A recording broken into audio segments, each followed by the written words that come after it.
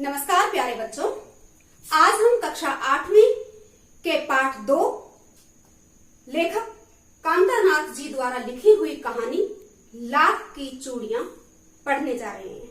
प्यारे बच्चों, इस कहानी के द्वारा लेखक ने कहानी के मुख्य पात्र बदलू के व्यक्तित्व के कई अच्छे गुणों के द्वारा आप बच्चों के व्यक्तित्व में निखार लाने का, यानी जीवन की विपरीत परिस्थितियों में हौसले, धैर्य और संयम के साथ आगे बढ़ने के गुणों का विकास करने का प्रयास किया है।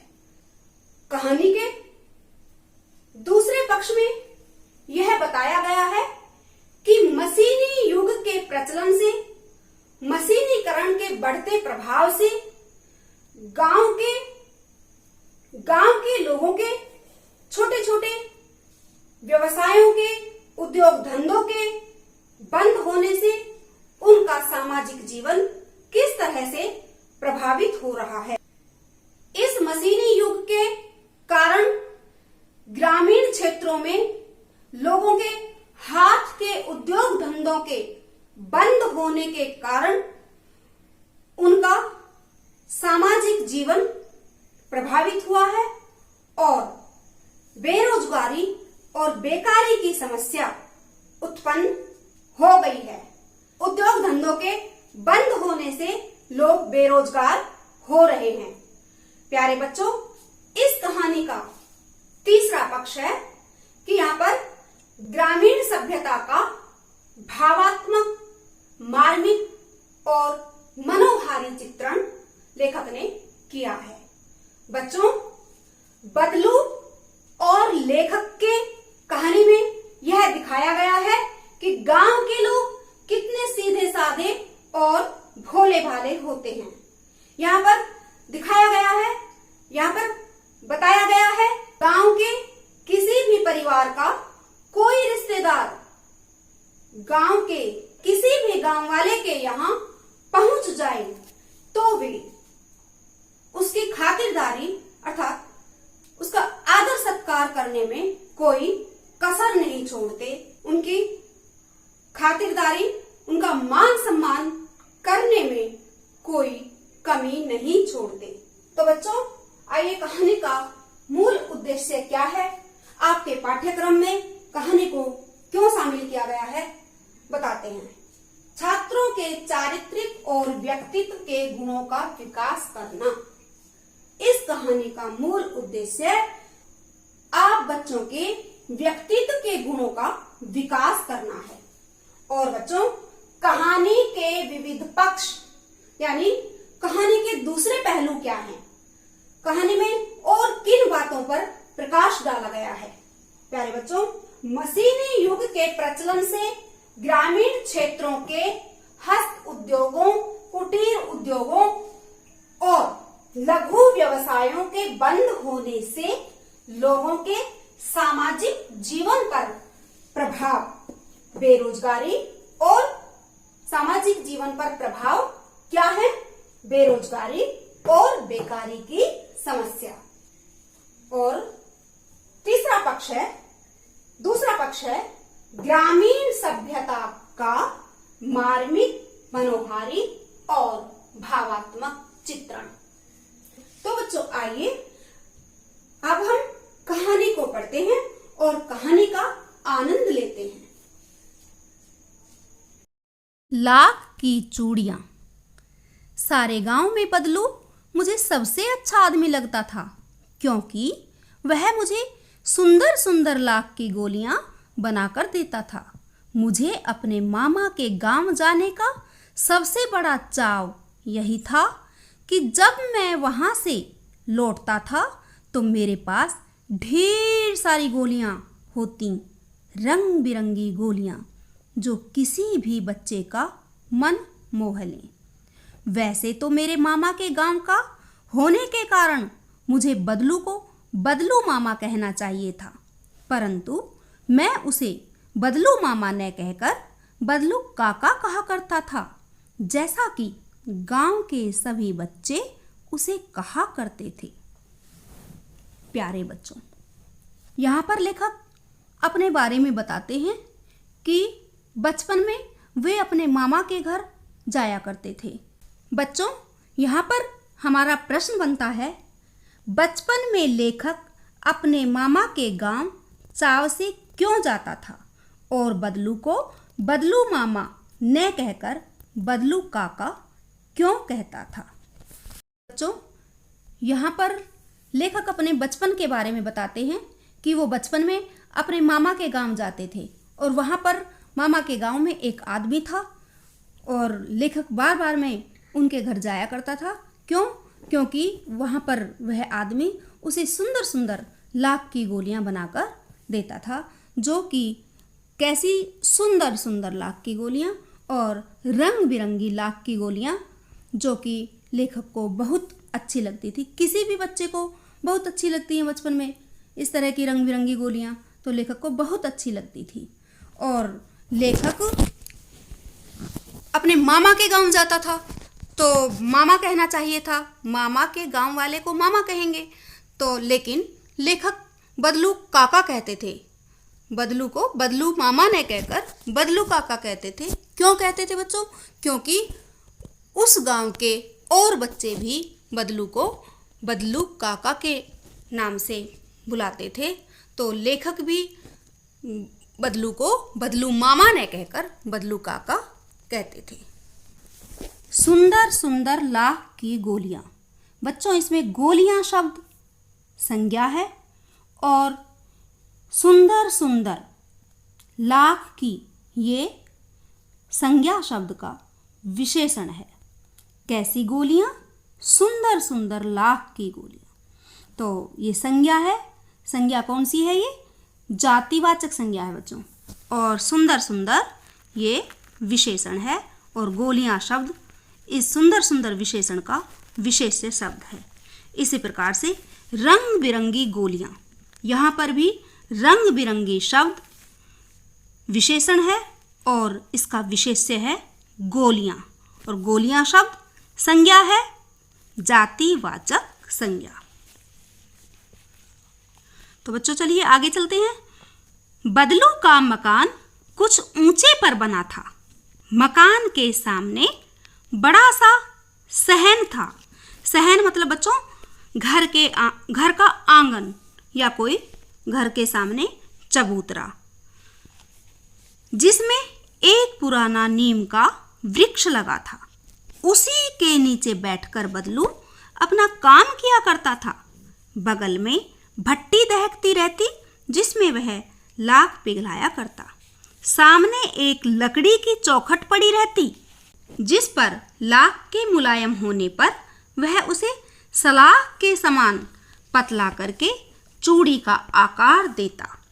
पास में 4-6 विभिन्न आकार की बेलननुमा मुंगेरियां रखी रहती, जो आगे से कुछ पतली और पीछे से मोटी होती। लाख की चूड़ी का आकार देकर वह उन्हें मुंगेरियों पर चढ़ाकर गोल और चिकना बनाता और तब एक एक कर पूरे हाथ की चूड़ियाँ बना चुकने के पश्चात वह उन पर रंग करता। बच्चों इन लाइनों में यह दिखाया गया है कि बदलू एक बहुत ही मेहनती आदमी था। देखो वह पूरे दिन किस तरह से एक नीम के पेड़ के नीचे बैठा रहता था और वहाँ पर अपना काम करता रहता था। भट्टी दहकती रहती थी, जिसमें क्या करता था, वो लाख को पिघलाता था। फिर वह उस लाख से अलग अलग आकार की, विभिन्न आकार की मतलब अलग अलग आकार की चूड़ियाँ बनाता था और फिर उसे चूड़ी का आकार देकर मुंगेरियों पर चढ़ा करके और चूड़ियाँ बनाकर वह उन्हें रंग से रंग कर रंगीन बनाता था। बच्चों इससे बदलू के मेहनती होने का गुण दिखाया है कि वह पूरे दिन किस तरह से मेहनत करता था और उसे अपने कर्तव्य से बहुत प्यार था। वह तब तक अपने कर्तव्य में लीन रहता था। बदलू यह कार्य सदा ही एक मचिए पर बैठकर किया करता था, जो बहुत ही पुरानी थी। बगल में ही उसका हुक्का रखा रहता, जिसे वह बीच बीच में पीता रहता। गांव में मेरा दोपहर का समय अधिकतर बदलू के पास बीतता। वह मुझे लला कहा करता और मेरे पहुंचते ही मेरे लिए तुरंत एक मचिया मंगा देता। मचिया मचिया बेटा होता है जैसे खाट होती है, खाट का ही छोटा रूप। सुतलियों से बना हुआ 4 पाए होते हैं उसके, और सुतली से वो बुनी होती है, यानी उसको पीढ़ा बोलते हैं। पीढ़ा गांव में लोग पीढ़ा बोलते हैं उसे। तो घंटों बैठे बैठे उसे इस प्रकार चूड़ियां बनाते देखता रहता। लगभग रोज ही वह 4-6 जोड़े चूड़ियां बनाता। पूरा जोड़ा बना लेने पर वह उसे बेलन पर चढ़ाकर कुछ क्षण चुपचाप देखता रहता, मानो वह बेलन न होकर किसी नववधू की कलाई हो। यहाँ पर बच्चों लेखक ने बेलन में नववधू का रूपण किया है। मतलब बेलन की तुलना एक नई नवेली दुल्हन से की है। यहाँ पर बेलन में नववधू का रूपण करने से बेलन का मानवीकरण किया है। तो बच्चों बताइए,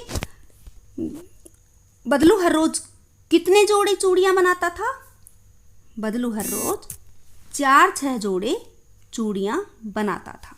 और बदलू लेखक को क्या कहते थे? बदलू लेखक को लला कहकर पुकारते थे। आगे चलिए बच्चों। बदलू मनिहार था। चूड़ियां बनाना उसका पैतृक पेशा था और वास्तव में वह बहुत ही सुंदर चूड़ियां बनाता था। उसकी बनाई हुई चूड़ियों की खपत भी बहुत थी। खपत मतलब बच्चों मांग। जो वह चूड़ियां बनाता था उसकी चूड़ियों की मांग बहुत ज़्यादा थी। उस गांव में तो सभी स्त्रियां उसकी बनाई हुई चूड़ियां पहनती ही थी। आसपास के गांवों के लोग भी उससे चूड़ियां ले जाते थे, परंतु वह कभी भी चूड़ियों को पैसों से बेचता न था। उसका अभी तक वस्तु विनिमय का तरीका था और लोग अनाज के बदले उससे चूड़ियां ले जाते थे। बच्चों, चूड़ियां बनाना उसका पैतृक पेशा था। पैतृक मतलब उसके पिता से प्राप्त हुआ व्यवसाय।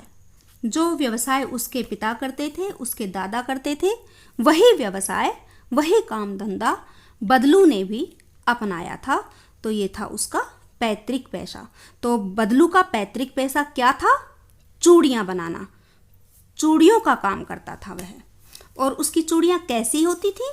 सुंदर चूड़ियां होती थी। तो बच्चों यहाँ पर चूड़ियां संज्ञा शब्द है और बहुवचन रूप है और इसका विशेषण है सुंदर। कैसी चूड़ियां बनाता था? सुंदर चूड़ियां बनाता था। तो सुंदर शब्द विशेषण है और विशेषण का विशेष्य क्या है?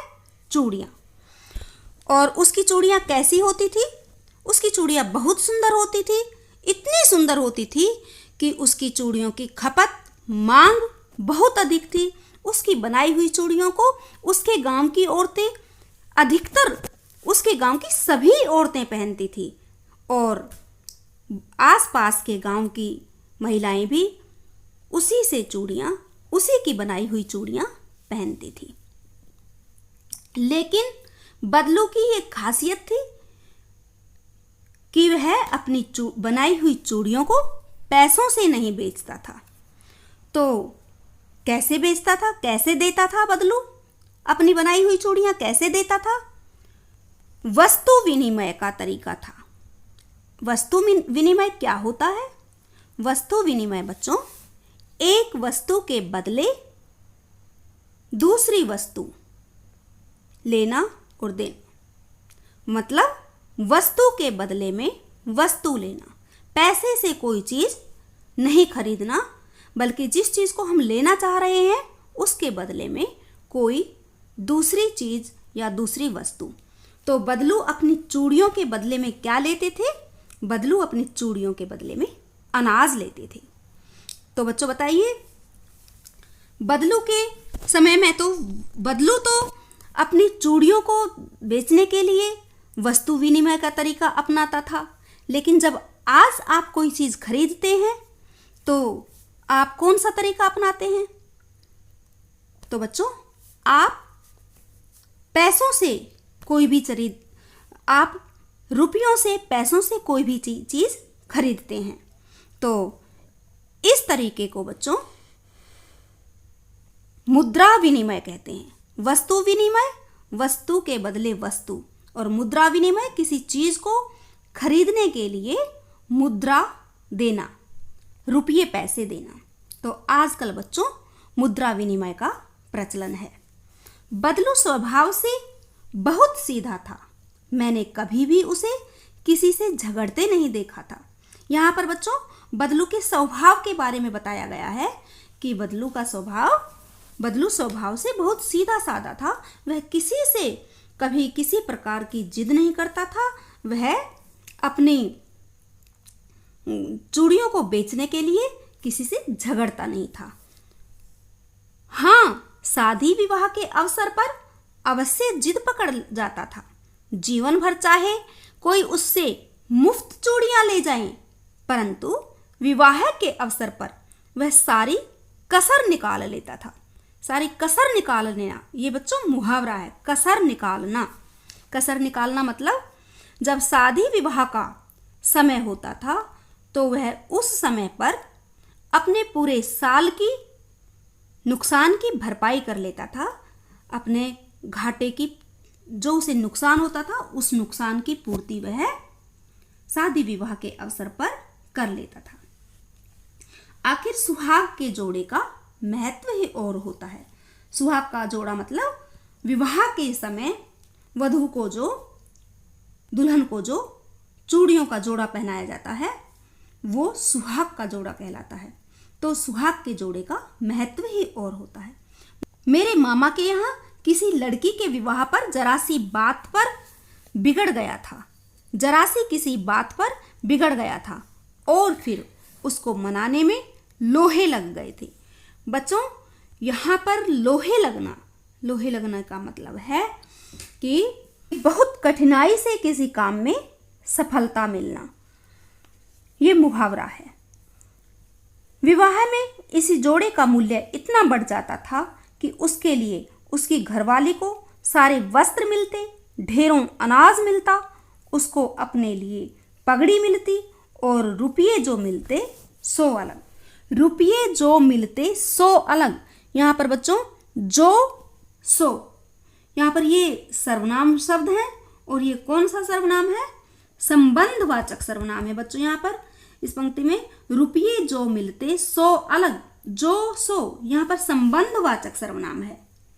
और इस गद्यांश के द्वारा पुरानी परंपराओं के बारे में बताते हुए ये दिखाया है कि गांव में नेग लेने की जो परंपरा होती है, तो विवाह के अवसर पर बदलू अपना नेग लेने में नहीं चूकते थे।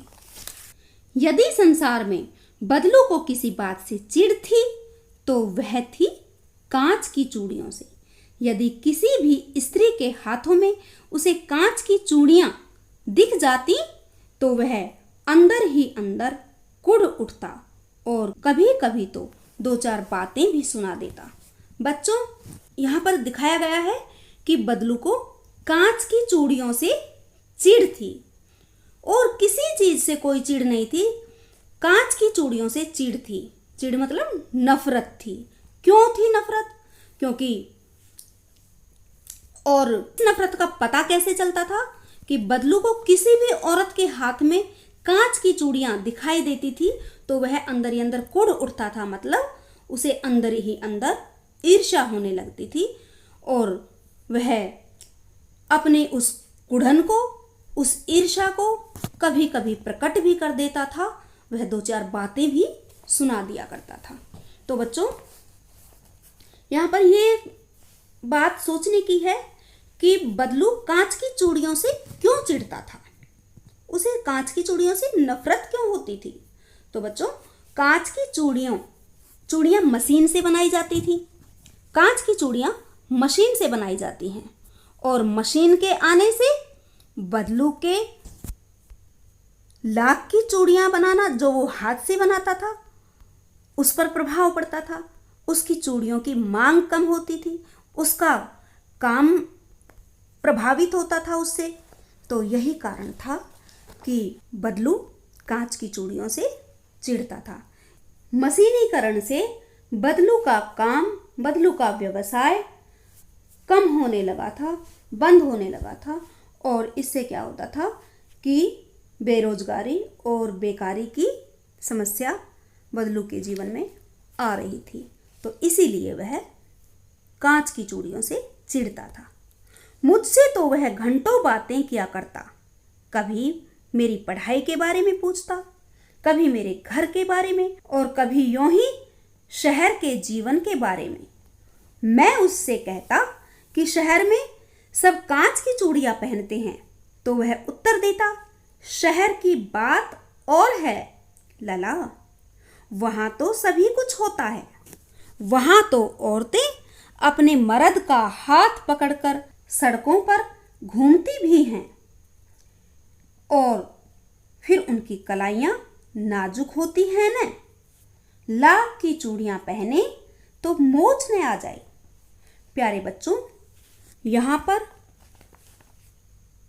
ग्रामीण सभ्यता और आपसी भाईचारे को भी दिखाया है और ये दिखाया है कि लेखक और बदलू में आपस में किस तरह की बातें होती थी।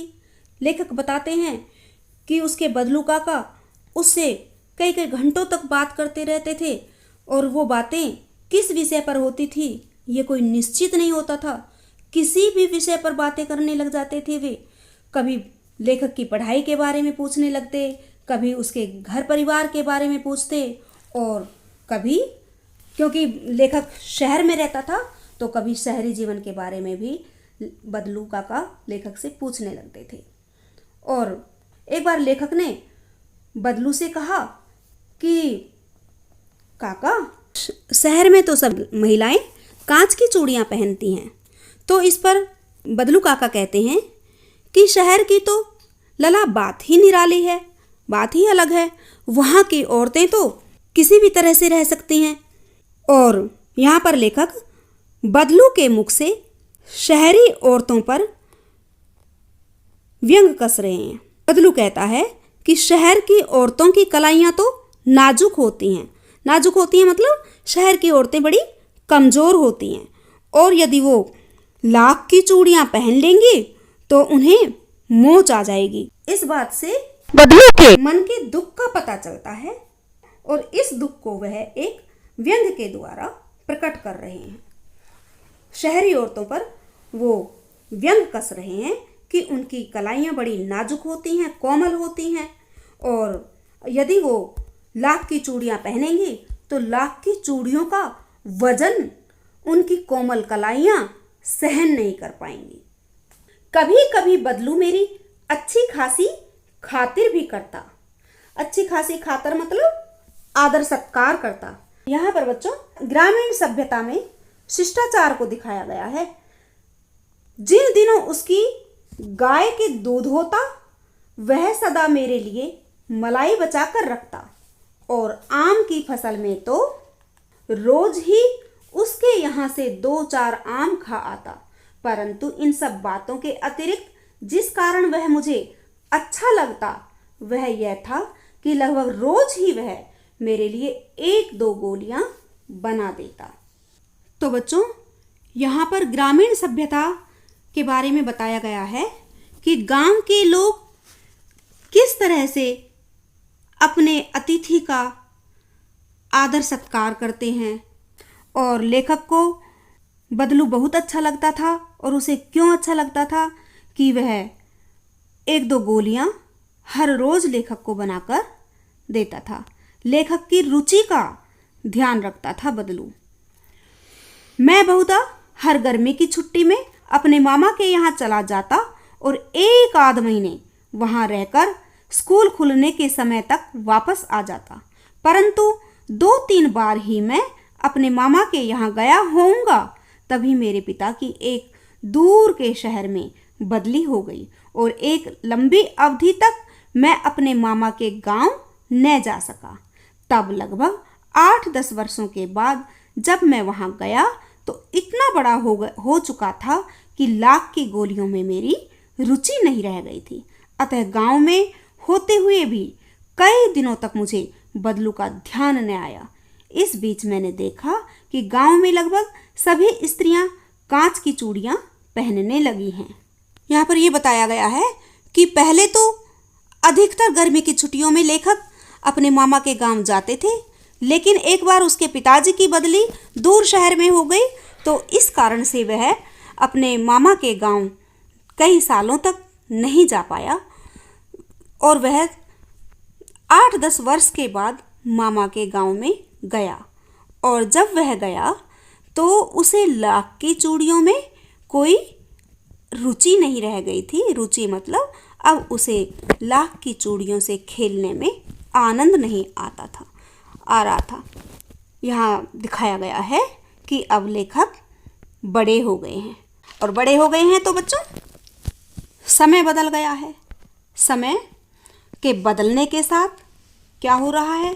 देखो, समय के बदलने के साथ साथ लेखक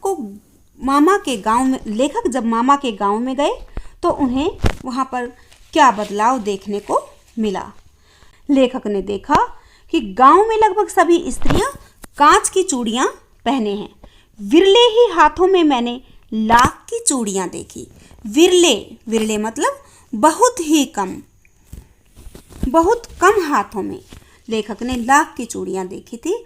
अर्थात अब सभी औरतें कांच की चूड़ियां पहनने लगी थी। तब एक दिन सहसा मुझे बदलू का ध्यान हो आया। बात यह हुई कि बरसात में मेरे मामा की छोटी लड़की आंगन में फिसलकर गिर पड़ी और उसके हाथ की कांच की चूड़ी टूटकर उसकी कलाई में घुस गई और उससे खून बहने लगा। मेरे मामा उस समय घर पर न थे, मुझे ही उसकी मरहम पट्टी करनी पड़ी। तभी सहसा मुझे बदलू का ध्यान हो आया और मैंने सोचा कि उससे मिल आऊं। अतः शाम को मैं घूमते घूमते उसके घर चला गया। बदलू वहीं चबूतरे पर नीम के नीचे एक खाट पर लेटा था। तो बच्चों, यहाँ पर यह बताया है कि समय बदलने के साथ साथ सामाजिक जीवन और सामाजिक परिवेश में बदलाव आता है। और यहाँ इन पंक्तियों में, इस कहानी में क्या बदलाव आया है? यहाँ पर बदलू 8-10 साल के बाद में जब मामा के गांव जाता है तो वो देखता है कि सभी औरतें पहले जो सभी औरतें लाख की चूड़ियां पहनती थी, वहीं आज सभी औरतें कांच की चूड़ियां पहने हुए थी। समय बदलने के साथ साथ अब यहाँ पर ये परिवर्तन देखने को मिला है कि उद्योग धंधों में बदलाव आ गया है। आज मशीनी युग आ गया है और इस मशीनी युग के कारण ही सभी औरतें कांच की चूड़ियां पहन रही हैं और कांच की चूड़ियां पहने हुए लेखक को दिखाई देती हैं। जब लेखक के मामा की लड़की किसी कारण से गिर जाती है और उसके हाथ की कांच की चूड़ी टूट जाती है, टूटकर उसकी कलाई में लग जाती है, तो तभी लेखक को अपने बदलू काका का ध्यान आता है और वह उनसे मिलने के लिए जाता है। नमस्ते बदलू काका, मैंने कहा। नमस्ते भैया, उसने मेरी नमस्ते का उत्तर दिया और उठकर खाट पर बैठ गया, परंतु उसने मुझे पहचाना नहीं और देर तक मेरी ओर निहारता रहा। निहारता मतलब ध्यान से देखता रहा, मेरी तरफ ध्यान से देखता रहा। मैं हूं जनार्दन काका, आपके पास से गोलियां बनवा कर ले जाता था। मैंने अपना परिचय दिया। बदलू फिर भी चुप रहा, मानो वह अपने स्मृति पटल पर अतीत के चित्र उतार रहा हो। और तब वह एकदम बोल पड़ा, आओ आओ लला, बैठो, बहुत दिन बाद गांव आए। हाँ, इधर आना नहीं हो सका काका, मैंने चारपाई पर बैठते हुए उत्तर दिया। बच्चों, कई सालों के बाद जब लेखक अपने बदलू काका के पास मिलने जाते हैं तो बदलू काका उन्हें पहचान नहीं पाते हैं और बदलू काका और लेखक को याद दिलाना पड़ता, काका मैं जनार्दन हूँ जो आपसे गोलियां बनवा कर लेता था। लेकिन बदलू को फिर भी कुछ याद नहीं आ रहा था और लेखक को ऐसा आभास हो रहा था कि जैसे कि बदलू बड़े अपने मस्तिष्क पर दबाव डालकर, मस्तिष्क पर जोर डालकर याद करने की कोशिश कर रहा हो, अपने अतीत के बीते हुए समय के यादों को याद कर रहा हो।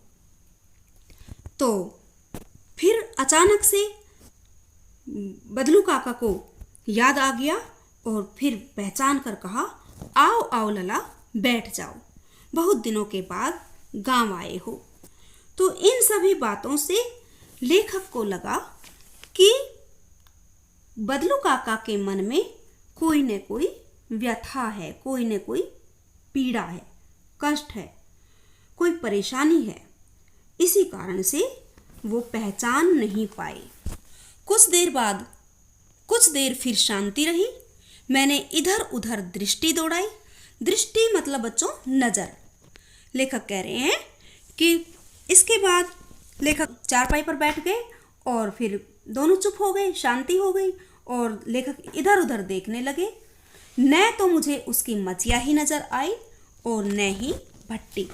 तो जब लेखक इधर उधर देखते हैं तो लेखक को बदलू काका की मचिया अर्थात खाट और भट्टी कुछ भी दिखाई नहीं दिया। आजकल काम नहीं करते काका? मैंने पूछा। तो ये प्रश्न क्यों पूछ रहे हैं लेखक काका से? बच्चों, लेखक को लग रहा है कि बदलू काका को कोई ना कोई परेशानी है और वो उनकी परेशानी को पहचानने की कोशिश कर रहे हैं। नहीं लला, काम तो कई साल से बंद है। मेरी बनाई हुई चूड़ियाँ कोई पूछे तब तो। गांव गांव में कांच का प्रचार हो गया है। वह कुछ देर चुप रहा, फिर बोला, मशीन युग है न यह, मशीन युग है न यह लला। आजकल सब काम मशीन से होता है। खेत भी मशीन से जोते जाते हैं और फिर जो सुंदरता कांच की चूड़ियों में होती है, लाख में कहाँ संभव है। जब लेखक बदलू काका की पीड़ा को, व्यथा को पहचानने की कोशिश करते हैं और वो उनसे पूछते हैं कि काका कोई काम नहीं करते क्या? आजकल आप काम नहीं करते क्या? तो लेखक का, बदलू काका का दुख उभर कर सामने आ जाता है और लेखक और बदलू काका बताते हैं कि उनकी बनाई हुई चूड़ियों को अब कोई नहीं पूछता। क्यों नहीं पूछते बच्चों? लेखक ने, बदलू काका ने बताया कि अब गांव-गांव में कांच का प्रचार हो गया है। कांच का प्रचार हो गया है मतलब अब मशीनी युग आ गया है। और फिर कुछ देर तक चुप हो गया और दोबारा से फिर बोला, मशीन युग है न लला। लेखक ने फिर अपने मुंह से ही कह दिया कि बदलू काका ने अपने मुंह से यह बताया कि अब मशीनी युग है, अब उनकी बनाई हुई चूड़ियों को कोई पूछता नहीं है, अब कांच की बनाई हुई चूड़ियों को ही सभी लेते हैं, खरीदते हैं। आजकल मशीन से ही काम होता है, खेत भी मशीन से जोते जाते हैं और जो सुंदरता कांच की चूड़ियों में होती है, मतलब मशीनी युग के कारण सभी छोटे मोटे उद्योग धंधे, हस्त उद्योग बंद होने लगे हैं। जैसे कि खेत में जो कई लोग मिलकर के खेत की कटाई करते थे और कृषि से संबंधित दूसरे कार्य होते थे, अब उन सभी कार्यों को मशीन के द्वारा कर लिया जाता है और चूड़ियाँ भी मशीन से बना दी जाती हैं। तो फिर लेखक इस बात को व्यंग के द्वारा समझा रहे हैं, अपने दुख को बता रहे हैं कि कांच की चूड़ियों में जितनी सुंदरता होती है उतनी सुंदरता लाख की चूड़ियों में कहाँ है। इससे बदलू काका के मन का दुख सामने आ गया कि मशीनी युग के आने से उसका काम बंद हो गया है। लेकिन अब लेखक कहते हैं, लेकिन कांच बड़ा खतरनाक होता है, बड़ी जल्दी टूट जाता है। मैंने कहा मतलब लेखक ने कहा, नाजुक तो फिर होता ही है लला। कहते कहते उसे खांसी आ गई और वह देर तक खांसता रहा। मुझे लगा उसे दमा है। जैसे बातचीत हो रही थी तो बातें करते करते लेखक को अचानक, बदलू काका को अचानक से खांसी आ जाती है और लेखक उसे दमा की बीमारी समझते हैं। तो उस बात को समझते हुए बदलू काका बताते हैं, अवस्था के साथ साथ उसका शरीर ढल चुका था। उसके हाथों पर और माथे पर नसें उभर आई थी। जाने कैसे उसने मेरी शंका भांप ली और बोला, दमा नहीं है मुझे, फसली खांसी है। यही महीने 2 महीने से आ रही है, 10-15 दिन में ठीक हो जाएगी। मैं चुप रहा। मुझे लगा उसके अंदर कोई बहुत बड़ी व्यथा छिपी है। मैं देर तक सोचता रहा कि इस मशीन युग ने कितने हाथ काट दिए हैं। जब लेखक और बदलू काका दोनों बातें कर रहे थे तो बातें करते करते बदलू काका को खांसी आ जाती है और लेखक उसे दमा की बीमारी समझते हैं और लेखक सोचते हैं कि अब बदलू काका का शरीर भी ढल गया है, अर्थात कितना कमज़ोर हो रहा है। और अब बदलू काका इतने कमज़ोर हो गए थे कि उनके हाथों पर और उनके माथों पर उनकी नसें दिखाई देने लग गई थी। और बदलू काका ने लेखक के मन की इस स्थिति को, लेखक के मन में जो ये बात चल रही थी, विचार चल रहे थे, उसको बदलू काका समझ गए थे। शंका भांप ली मतलब उसको समझ गए, अनुमान लगा लिया। और फिर लेखक ने बताया कि लला, मुझे दमा नहीं है, ये फसली खांसी है और महीने 2 महीने में से आ रही है और 10-15 दिन में अपने आप ठीक हो जाएगी। मैं चुप रहा। मुझे लगा उसके अंदर कोई बहुत बड़ी व्यथा छिपी है। मैं देर तक सोचता रहा कि इस मशीन युग ने कितने हाथ काट दिए हैं। कुछ देर फिर शांति रही जो मुझे अच्छी नहीं लगी। देखो इस पंक्ति में बच्चों, इस मशीन युग ने कितने हाथ काट दिए हैं। यहाँ पर ऊपर की लाइन में आया है, लेखक को लगता है कि बदलू काका के अंदर कोई बहुत बड़ी व्यथा छिपी है। व्यथा मतलब कोई दुख, पीड़ा, कष्ट।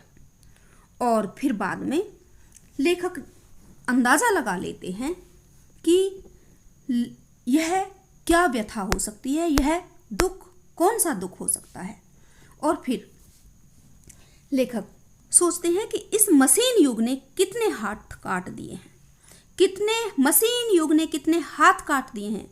इसका मतलब है बच्चों कि इस मशीनीकरण ने, मशीनी युग के आ जाने से कितने लोगों के काम धंधे बंद हो गए हैं और कितने ही लोगों के सामाजिक जीवन को में बेकारी और बेरोजगारी बढ़ा दी है। और ऐसा सोचने के बाद फिर से दोनों चुप हो गए। आम की फसल अब कैसी है? और इसके बाद थोड़ी देर बाद में लेखक फिर से बोलते हैं, उस चुप्पी को तोड़ते हैं और काका से कहते हैं, काका आम की फसल कैसी है अब? कुछ देर पश्चात मैंने बात का विषय बदलते हुए पूछा। अच्छी है लला, बहुत अच्छी है, उसने लहक कर उत्तर दिया और अंदर अपनी बेटी को आवाज दी, अरे रज्जो, लला के लिए आम तो ले आ। फिर मेरी ओर मुखातिब होकर बोला, माफ करना लला, तुम्हें आम खिलाना भूल गया था।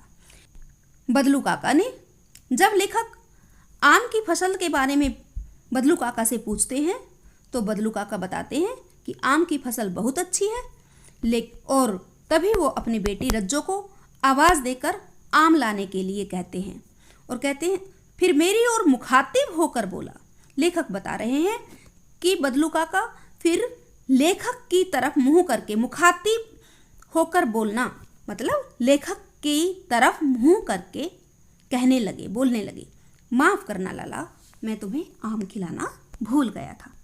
नहीं नहीं काका, आम तो इस साल बहुत खाए हैं। देखो बच्चों, नहीं नहीं, इस वाक्य में सबसे पहले नहीं आया है। जब वाक्य में सबसे पहले नहीं या हाँ ये शब्द आते हैं तो उनके बाद में अल्प विराम लगाया जाता है। नहीं नहीं काका, आम तो बहुत इस साल बहुत खाए हैं। लेखक बताते हैं बदलू काका को, वाह वाह, बिना आम खिलाए कैसे जाने दूंगा तुमको।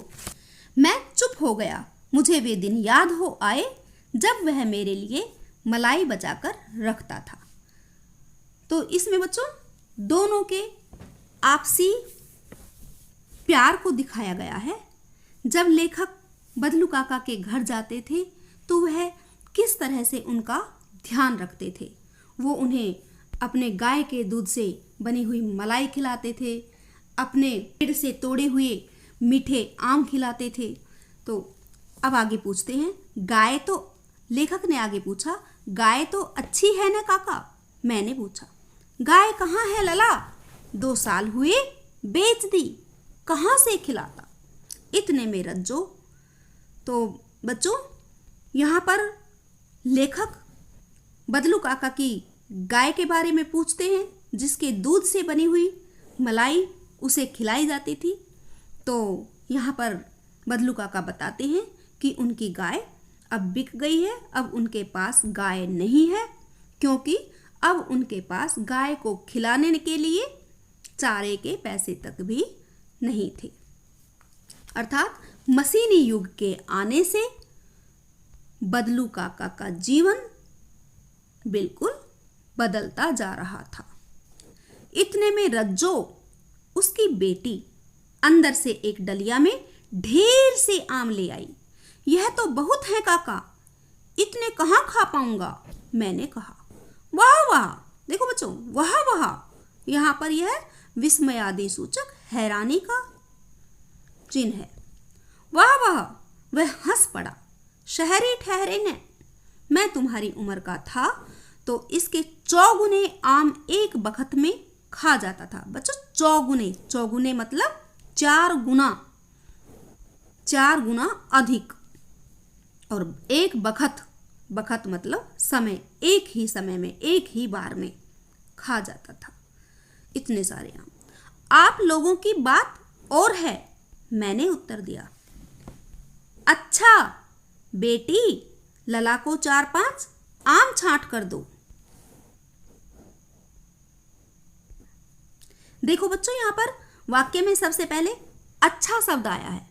जब वाक्य में सबसे पहले अच्छा शब्द आता है तो वहां पर अच्छा के बाद में भी अल्प विराम लगाया जाता है, जैसा कि यहाँ पर ये अल्प विराम लगाया हुआ है।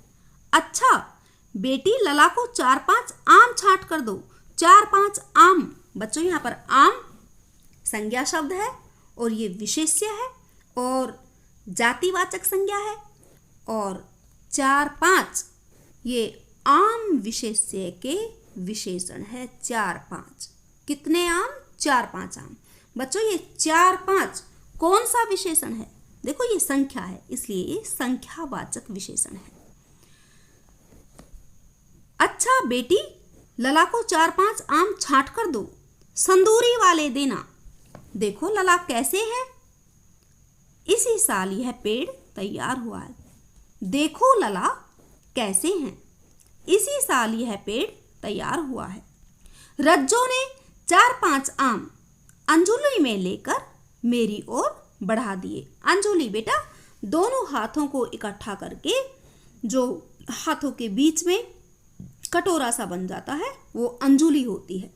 तो रज्जो ने 4-5 आम अंजुली में लेकर के लेखक की तरफ बढ़ा दिए, मतलब देने के लिए हाथ बढ़ा दिए। आम लेने के लिए मैंने हाथ बढ़ाया तो मेरी निगाह एक क्षण के लिए उसके हाथों पर ठिठक गई। मेरी निगाह है मतलब बच्चों लेखक की नजर, निगाह मतलब नजर, दृष्टि। और ठिठक गई मतलब ठहर गई। कहाँ ठहर गई थी लेखक की नजर? बदलू काका के बेटी के हाथों पर ठिठक गई मतलब वहां पर रुक गई। क्यों रुक गई? गोरी गोरी कलाइयों पर लाख की चूड़ियां बहुत ही फब रही थी। फब रही थी मतलब, फबना मतलब अच्छी लगना, बहुत अच्छी लग रही थी। लेखक की बेटी ने अपनी कलाइयों में लाख की चूड़ियां पहनी हुई थी। बच्चों, यहाँ पर अभी पहले बताया था कि वहाँ की गांव की सभी औरतें कांच की चूड़ियां पहने हुए थी, लेकिन देखिए यहाँ पर लेखक की बेटी ने लाख की चूड़ियां पहनी हुई है जो कि बहुत ही अच्छी लग रही हैं। बदलू ने मेरी दृष्टि देख ली और बोल पड़ा। जब आम लेते समय लेखक की नज़र रज्जों की कलाइयों पर टिकी रह गई तो बदलू ने लेखक की दृष्टि को पहचान लिया और फिर बदलू ने बताया कि यही आखिरी जोड़ा बनाया था जमींदार साहब की बेटी के विवाह पर। तो यहाँ पर बच्चों, जमींदार साहब की बेटी के विवाह पर 10 आने पैसे मुझको दे रहे थे। मैंने जोड़ा नहीं दिया, कहा शहर से ले आओ। बच्चों, यहाँ पर यह दिखाया गया है, बदलू काका बता रहे हैं कि वह लाख की चूड़ियां बनाते थे और ये आखिरी जोड़ा उसने जमींदार की बेटी के लिए बनाया था, उसके विवाह पर देने के लिए, उसके विवाह के लिए। लेकिन जमींदार उस जोड़े के पैसे लेखक को कम दे रहे थे और बस इसी बात से नाराज होकर के लेखक ने वह जोड़ा जमींदार साहब को नहीं दिया और साथ में यह भी कह दिया कि जाओ शहर से ले लो।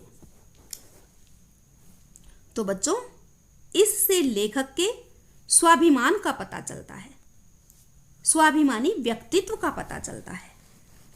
मैंने आम ले लिए और खाकर थोड़ी देर पश्चात चला आया। मुझे प्रसन्नता हुई कि बदलू ने हार कर भी हार नहीं मानी थी। उसका व्यक्तित्व कांच की चूड़ियों जैसा न था कि आसानी से टूट जाए। बच्चों, यहाँ पर बदलू के हौसले और धैर्य को दिखाया गया है। यहाँ पर दिखाया गया है कि उनका व्यक्तित्व कितना महान है, जो कांच की चूड़ियों की तरह टूटने वाला नहीं था। बदलू ने विपरीत परिस्थितियां आने पर भी हार नहीं मानी। मुझे प्रसन्नता हुई कि बदलू ने हार कर भी हार नहीं मानी। हार कर भी हार नहीं मानना, इस बात के द्वारा यहाँ पर दिखाया गया है, समझाया गया है कि बदलू ने यह सिद्ध कर दिया, यह साबित कर दिया कि मनुष्य परिस्थितियों का दास नहीं होता, बल्कि वह अपने संयम से परिस्थितियों को अपने वश में कर लेता है। बदलू ने विपरीत परिस्थितियां आने पर भी हार नहीं मानी थी, जो उसके जीवन की सफलता है। बदलू के संतोषी व्यक्तित्व, यहाँ पर बदलू का संतोषी व्यक्तित्व और स्वाभिमानी स्वभाव उभर कर सामने आया है। यहाँ पर दिखाया गया है कि बदलू का व्यक्तित्व कांच की चूड़ियों की तरह नहीं था, जो कि आसानी से टूट जाने वाला था। मतलब बदलू बहुत ही हौसले और धैर्य से, बदलू बहुत अधिक हौसला और धैर्य धारण करने वाला व्यक्ति था। उसका व्यक्तित्व कांच के चूड़ियों के जितना नाजुक नहीं था। वह परिस्थितियों से घबराने वाला, मुश्किलों से घबराने वाला नहीं था। तो बच्चों, आपको भी इस कहानी से ये सीख लेनी चाहिए कि कितनी ही कठिन परिस्थितियां क्यों नहीं आ जाएं, लेकिन हमें अपना स्वाभिमान बचा कर रखना चाहिए और कठिन परिस्थितियों में, मुश्किल की घड़ियों में अपने हौसले और धैर्य को बनाए रखना चाहिए। बच्चों, आपको यदि कहानी अच्छी लगी है तो चैनल को सब्सक्राइब करके बेल आइकन को क्लिक कीजिए। बच्चे, आगे के पाठों को पढ़ने के लिए चैनल को सब्सक्राइब करते हुए बेल आइकन को क्लिक कीजिए।